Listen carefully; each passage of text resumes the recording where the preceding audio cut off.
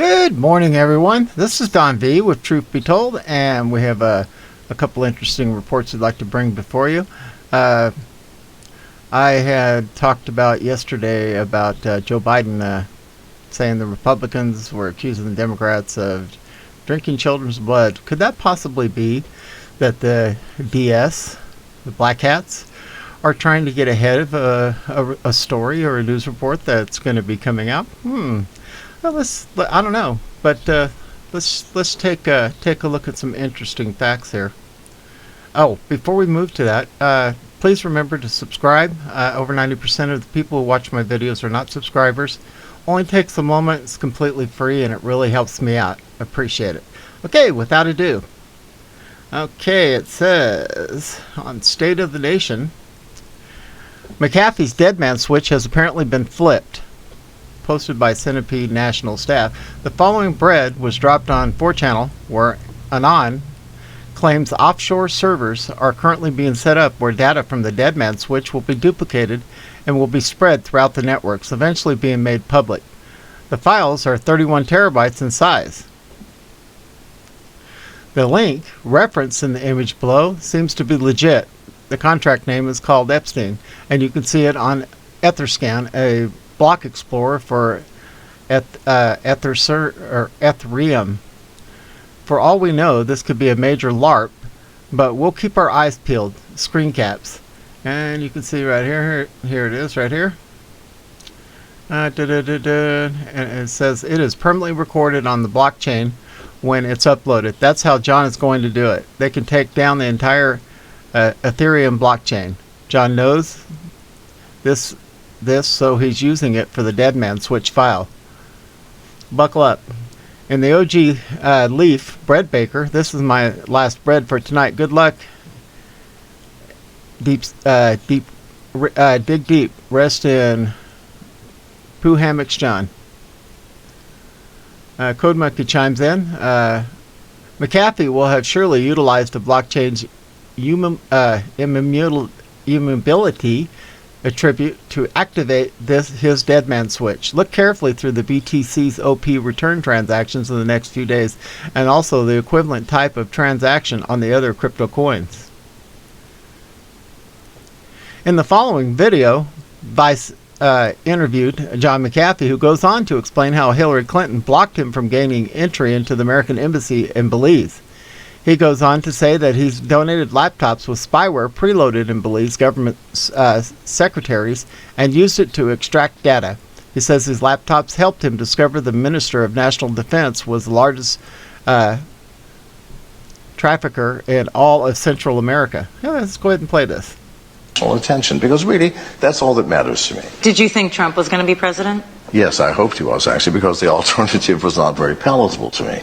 Did you think I will not tell you why, because it will implicate me in horrific Sounds like situations. you're asking me to inquire, but I'm not going to. I am actually, because I'm not sure I'm going to say it or not. Well, it sounds like you're egging me on to ask you. I want to respect your privacy. I am actually, because I'm not sure I will say it. I've never said it, ever.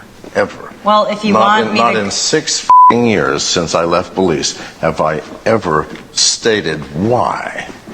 Do you want to? Absolutely. Okay, well then, you're welcome. Okay, so when I went on the run in Belize, I had friends in the U.S. Embassy in Belize. I knew what was coming down. I'm not stupid. I had arranged with the head of security. I was going to come in. He said, "Sir, we have it from the highest authority. We are not to allow you entry into the U.S. Embassy." Understand me. Who was the highest authority of the State Department? Hillary Clinton. I'm an American citizen with a American passport. I'm sorry. I'm not wanted in America. I've got no crimes in America. Is it not a reason to say, I don't think I'm going to vote for you? And yet you're here now. For a month and a half, I was on the run. The reason that the government wanted to collect me was that after they had raided my property in 2012 in the jungle, shot my dog, abused me, destroyed $500,000 worth of my property over a bogus charge, I was pissed off. And so I donated to many secretaries within the government laptop computers, really nice ones that were preloaded with viral spyware. Within a week, the entire government computer system was under my control. I was watching, monitoring, listening. I was looking for information that they had set me up for that raid. I didn't find that. I did find out that the Minister of National Defense was the largest drug trafficker in all of Central America.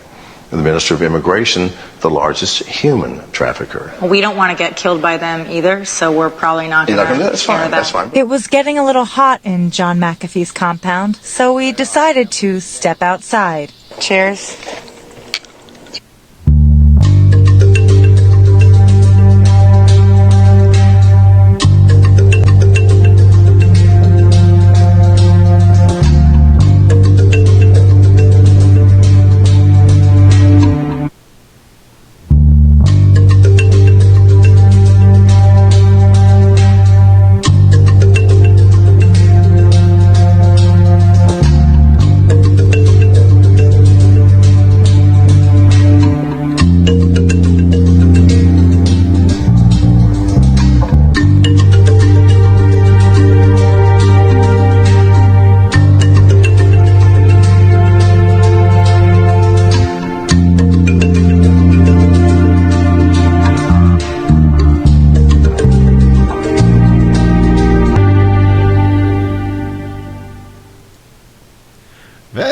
Very interesting. Okay, moving on to the next one here. It says Mike Lindell is offering $5 million to anyone who can disprove his allegations of VF if they show up to his cyber symposium. Mike Lindell continues to spread baseless claims that DJT won the 2020 presidential. The MyPillow CEO is offering $5 million to anyone who can prove he's wrong. The catch, they have to attend his upcoming cyber symposium in South Dakota. MyPillow CEO Mike Lindell, a staunch ally of former President 45 and leading promoter of VF conspiracy theories, said he'd give $5 million to anyone who can disprove the data he claims shows election interference. But there's a catch. To be eligible, you have to attend his upcoming cyber symposium, which is taking place in South Dakota between August 10th and 12th. And the event isn't open to the public, according to an ad. For the event posted on Lindell's website, Frank, invitees include politicians, cybersecurity experts, and the media, though it was also be streamed for 72 hours on Frank. Lindell said he wants the symposium to be the most watched live event in history and is aiming for 1 billion people to watch it via his website.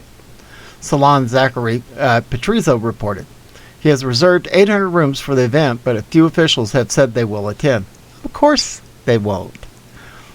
There is nothing to suggest Lindell's event will draw anyone close to those numbers for context. The most watched Super Bowl drew around 114 million viewers, and the first 2020 presidential debate had about 73 million viewers.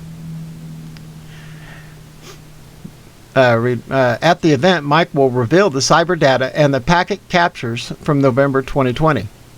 The ad says a $5 million prize will be offered to any attendee who can prove that his cyber data is not valid from the November 2020 date.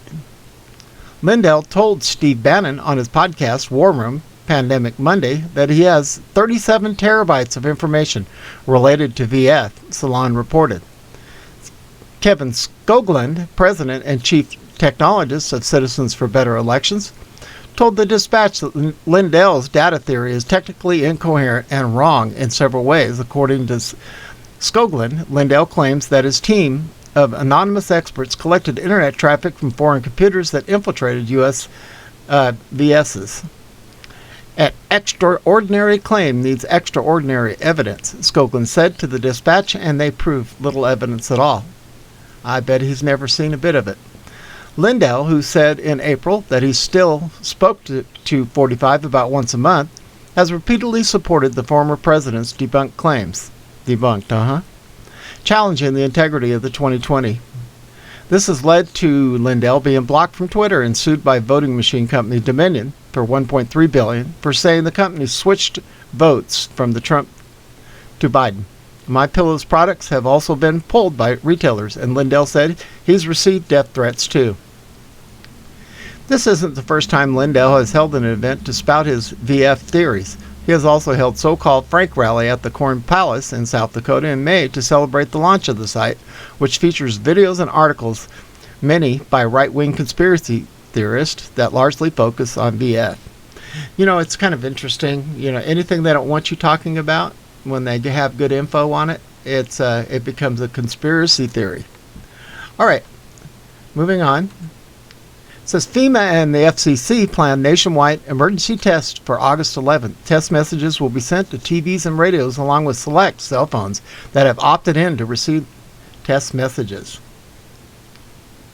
Release date, June 11th, 2021. Washington, FEMA, in coordination with the Federal Communications Commission, will conduct a nationwide test of the emergency alert system and wireless emergency alerts this summer. The national test will consist of two portions, testing WA and EAS capabilities. Both tests will begin at 2:20 p.m. Eastern Time on Wednesday, August 11th. The wireless emergency alert portion of the test will be directed only to consumer cell phones where the subscriber has opted in to receive test messages.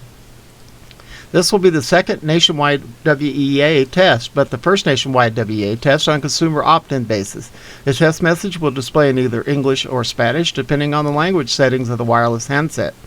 The emergency alert system portion of the test will be sent to radios and televisions. This will be the sixth nationwide EAS test. Okay, where am I going with all this? First, we started off with Joe Biden and his crazy thing that he said, and I played a video of him saying it. Why would he say that? Very interesting. Is it because he's just completely off his rocker? Well, we know he's suffering from some kind of, dementia or something, allegedly. Then we get the Deadman switch for McAfee, supposed to be released around that time. And then we have Mike Lindell, who's going to release all those terabytes worth of data at the same time. And then all of a sudden, they've decided that they're going to do an emergency broadcast test. Is there any possibility that the real Commander-in-Chief might pop up and say hello? Let's certainly hope so.